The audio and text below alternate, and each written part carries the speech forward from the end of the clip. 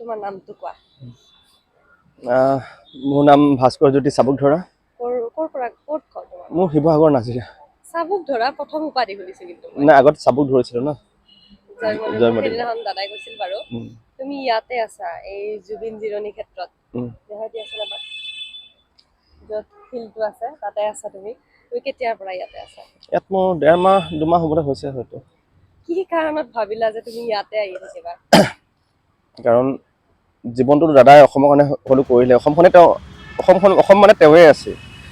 অসম বোলা বস্তুটো তেওঁৱে আছে। এতিয়া জন্মৰ পৰা এতিয়ালৈকে মানে যোৱাৰ পাছতো চব অসমৰ কাৰণে সকলো কৰি থৈ গ'ল। তেওঁৰ কাৰণে কিবা এটা কৰাৰ ইচ্ছা আৰু তেওঁকতো ভাল পোৱাটো মানে আছে। তুমি ইয়াতেই থাকা? ক'ত থাকা তুমি ইয়াতে? আপোনাৰ মই টেণ্ট সজাই লৈছোঁ আপোনাৰ টিৰপালেদি। ইয়াতেই থাকা তুমি? খোৱা লোৱা কেনেকুৱা কৰা? কেনেকে কৰা? মোৰ জমা পইচা আছে যথেষ্টখিনি আৰু সকলোক আপোনাৰ যোৱাকালিও এজন দাদা আহিছে, তেওঁ চাউল দাল এনেকৈ দি থৈ গৈছে মোক। মানে সহায়ো কৰে, নকৰা নহয় বাৰু। সকলো ৰাইজে সহায়ো কৰে আৰু মোৰ নিজৰ জমা পইচাও আছে। আগতে কি কৰিছিলা তুমি? মই এজন চেফ আছিলোঁ আৰু এজন আৰ্টিষ্টো হয়।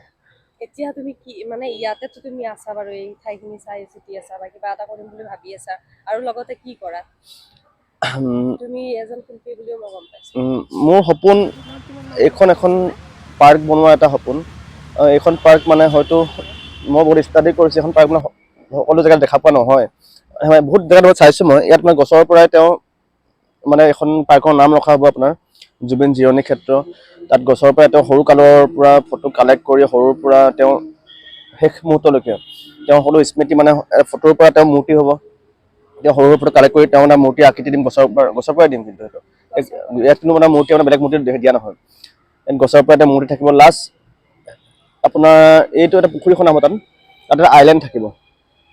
আইলেণ্ডটো মানে এখন নাও চেপ দি তেওঁ সাগৰৰ মানে এটা দেখুওৱা মানে সকলোবোৰ গছৰ পৰা তেওঁ যিমানে ষ্টাডি কৰিছে তেওঁ সৰু এটা চব মূৰ্তি এটা গছৰ পৰাই হ'ব ইয়াত। তাৰমানে জুবিনৰ গোটেই জীৱনটো আনি থবা আৰু আনি ৰাখিম। দেখি ইয়াত আপোনাৰ তেওঁ যি বস্তু ভাল পাইছিল আপোনাৰ গছ গছনি জীৱ জন্তু, ইয়াত জীৱ জন্তু ৰখা হ'ব। আপোনাৰ শহাপহুৰ পৰা আদি কৰি মানে কি ৰাজহাঁহ পুহিছে, ৰাজহাঁহ ৰাখিম। আপোনাৰ সাপ এনেকৈ মানে আৰু ইয়াত এটা লাইব্ৰেৰী থাকিব, কিতাপ ভাল পাইছিল। ইয়াত মানে মই এটা মানুহক অনুৰোধ জনাইছোঁ, ইয়াত মানে গছ পুলি নহ'লে কিতাপ তাৰপিছত মানে পইচা পাতি ইয়াত মানা কৰি দিছোঁ। পইচাটো দিব নোৱাৰে ইয়াত, কাৰণ অসমৰ মানুহে বহুত কৰিলে ন। তেওঁক মানে পইচা দি মানে ভিক্ষাৰী সজোৱাৰ ইচ্ছা আমাৰ নাই বাৰু। সেইকাৰণে তেওঁক পইচা দিয়াতকৈ ভাল কিতাপ দিয়ক, ভাল গছ পুলি দিয়ক। আৰু যিজোপা গছ দিয়ে তেওঁৰ নাম এড্ৰেছ মানে যিমান দিন গছজোপা জীয়াই থাকে তেওঁৰ নাম ইয়াত থাকি যাব। বহুতে ৰুইছে। আৰু মই নিবিচাৰোঁ যে ইয়াত মানে ভাল গছ দিলে আপোনাৰ যিমান দিনলৈকে থাকক, ইয়াত কোনো গভৰ্ণমেণ্টৰ সহায় মোৰ প্ৰয়োজন নাই। মানে আৰু এজন মানুহে কৰি দিয়ে সেইটো মই নিবিচাৰোঁ। ইয়াত পুৰা তেওঁ অসমৰ কাৰণে মানে কৰিছিলে, অসমৰ ৰাইজে এটকা জমা কৰি পিনি গছ পুলি ৰোৱা আহি পিনি মানে প্ৰত্যেকজন অসমৰ ৰাইজৰ নাম যিমান দিন এখন পাৰ্ক থাকিব তেওঁৰ নাম ইয়াত সংযুক্ত হৈ থাকিব। আমাৰ 3 কোটি মানুহ আছোঁ। 3 কোটি মানুহে আপোনাৰ যদি গছ ৰোৱে কিমানখিনি গছ হ'ব আপোনাৰ? গছ আপোনাৰ যিটো আপোনাৰ ইয়াত আপোনাৰ মণিকূটটো আপোনাৰ বনোৱাৰ ব্যৱস্থা কৰিছোঁ। আপোনাৰ শুকুৰবাৰে 9জন মানুহ মই ডিচাইড কৰিছোঁ তেওঁলোকে আহে। কিন্তু এনেকুৱাও নাই যে প্ৰত্যেকজনে সকলো দি দিয়ক। সকলো মানুহৰে অলপ মানে অৰিহণা লাগে মানে বস্তুটো আপোনাৰ ঘপককৈ হৈও নাযায়, সময় লাগিব। খালি সকলোৱে মানে ইয়াত অসমৰে আপোনাৰ সহায় লাগে। তুমি যিহেতু ইয়াতে স্মৃতি কিবা এটা বনাম বুলি ভাবিছা, জুবিন জিৰণি ক্ষেত্ৰ বুলি আৰু কিবা কিবি বনাবা, এই ক্ষেত্ৰততো আজিকালিতো পইচা নহ'লে একো কৰিবই নোৱাৰি। তুমি যিহেতু ইয়াতে দান বৰঙণি দিব মানা কৰিছা, গতিকে মানুহে এনেকুৱা কি সহায় কৰিব পাৰিব যিটো দ্বাৰা, কাৰণ গছৰ পুলি বাৰু দি আছে সকলোৱে, মানে গছৰ পুলি সকলোৱে দি আছে, কিতাপ সকলোৱে দিব, আৰু এনেকুৱা কি বস্তু দিলে তোমাৰ সহায় হ'ব যিটো দ্বাৰা তুমি মণিকূটটো বনাব পাৰিবা বা এই বস্তুখিনি বনাব পাৰিবা? নাই, যোনে যেনেকে পাৰে। মোক বাঁহৰ প্ৰয়োজন, মোক কাঠৰ প্ৰয়োজন। মানে কোনোবা এজন ব্যক্তি আহি অলপ কাঠ গছ আনি দিয়ক।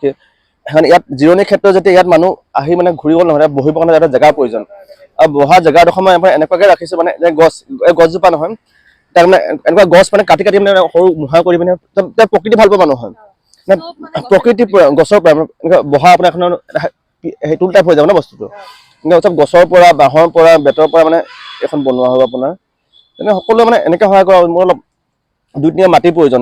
এজন মানুহে নোৱাৰে, বাট 10জন মানুহ মিলি পিনে কোনো কৰিব পাৰে ন। কোনোবাই যদি ইচ্ছা কৰে তোমাৰ লগত কথা পাতি কেনে সহায় কৰিব পাৰিব। সহায় কৰিব পাৰে। মোৰ যিটো প্লেন ইয়াত সকলোবোৰ বস্তু পাব আপোনাৰ। ইয়াত কোনো আজি মই জীয়াই থকালৈকে মানে তাৰপাছত মই গম নাপাওঁ। ইয়াত মই টিকেট চিষ্টেম হ'ব নিদিয়ে মানে। যেতিয়া মন যায় তেওঁৰ ওচৰত আহিব। ইয়াত দাদা আড্ডা ভাল পাইছিল, আড্ডা আপোনাৰ কৰিব পাৰে, গীটাৰ লৈ গান গাব পাৰে, কিতাপ লাইব্ৰেৰী থাকিব, আপোনাৰ তাত পঢ়িব পাৰে। তেওঁ যি ধৰণে বিচাৰিছিল, তেওঁ মই আপোনাৰ এতিয়া জংঘলত থাকিম, জীৱ জন্তু গছ গছনি কাম কৰিম, মানে তেওঁ যেনেকৈ বিচাৰিছিল সকলো বস্তুত থাকিব আৰু মানে সহায়। এতিয়া মই আপোনাৰ ইয়াত যিমান মানুহ আহে মই সকলো ফোন নাম্বাৰ নাম লিখাই ৰখা আছে। তাত মই জুবিন জিৰণি ক্ষেত্ৰ এটা মই গ্ৰুপ খুলিছোঁ। তাত কাৰোবাৰ যদি সহায়ৰ প্ৰয়োজন, বেমাৰ আজাৰ, আমি অসমত 3 কোটি মানুহ আছোঁ। 3 কোটি মানুহৰ এনে মই তামোল এখন এটা চিগাৰেট খাওঁতে 10 টকা এটা গুচিয়ে যায়। তাত আমি এড কৰিছোঁ, তাত মই গোটেই গ্ৰুপত এড কৰিছোঁ। যাৰ বেমাৰ আজাৰ যদি সঁচাই যদি হয়, আমি তেওঁক মানে চাম, তেওঁৰ ৰিপৰ্ট চাম, তেতিয়া সেই পইচাৰে মানে মানুহে আপোনাৰ গ্ৰুপত মই এইটো দি দিম, মানে এজন মানুহৰ বেমাৰ হৈছে কোনোবাই যদি সহায় কৰে তাৰ সেই টিমে আপোনাক সহায় কৰিব। আমাক 3 কোটি মানুহ মানে 1000জনটো সহায় কৰিব। তেওঁ বেমাৰ আজাৰ, পঢ়া শুনা কিবা খৰচ নোহোৱা হ'ল, তেওঁ মানে সকলোবোৰ সহায় ইয়াৰ পৰা পাব। দাদাই যেনেকৈ বিচাৰিছিল গোটেই অসমখনে মানে সহায় কৰিব। মানে কোনো মানুহ আপোনাৰ ভোকত বা বেমাৰত মানে বিনা পইচাত মানে যেন মৰিব লগা নহয়, কিবা অসুবিধাত থাকিব লগা নহয়, মানে পইচা নাই বুলি পঢ়াৰ অসুবিধা নহয়।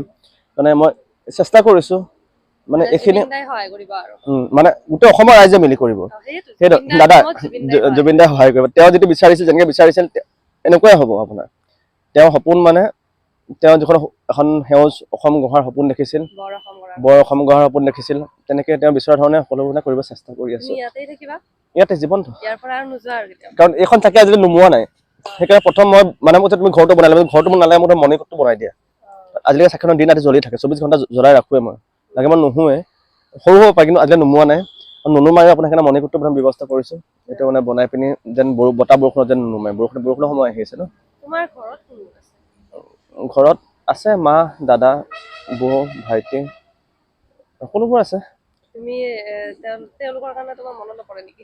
মনত পৰাটো এনেকুৱা হেৰি নহয় বাৰু, কাৰণ মই তেওঁ ভগৱান হিচাপে যেনে মানুহ, কাৰণ মই তেওঁ ভক্ত হয়। ভক্তৰ কাৰণে প্ৰথম ভগৱান, তাৰপিছত ফেমিলি। তোমাৰ ঘৰৰ মানুহে ছাপোৰ্ট কৰিছে? ছাপোৰ্টটো কৰিছে আৰু মই সৰুৰ পৰা এনেকুৱাই হয় আপোনাৰ, এনেধৰণে হয়।